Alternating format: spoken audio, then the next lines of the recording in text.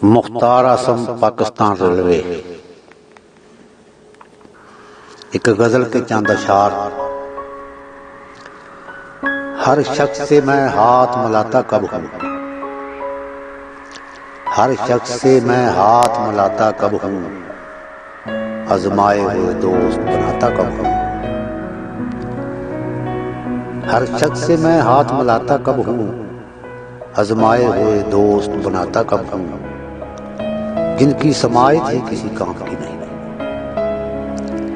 जिनकी समायत ही किसी काम की नहीं, अपनी रुदाद उनको सुनाता कब हूँ। सोए हुए लोगों से मेरी बनती नहीं, सोए हुए लोगों से मेरी बनती नहीं, ख्वाबे खरगोश से उन्हें जगाता कब हूँ।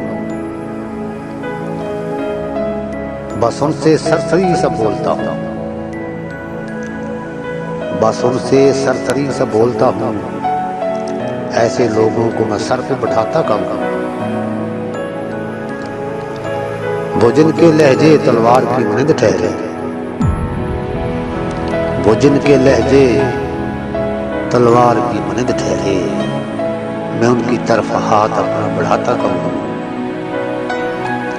मैं हकीकत का पुजारी हूँ आसम और बस, मैं हकीकत का पुजारी हूँ आसम और बस, झूठ की जानिब बाहर कैफ में जाता कब हूँ।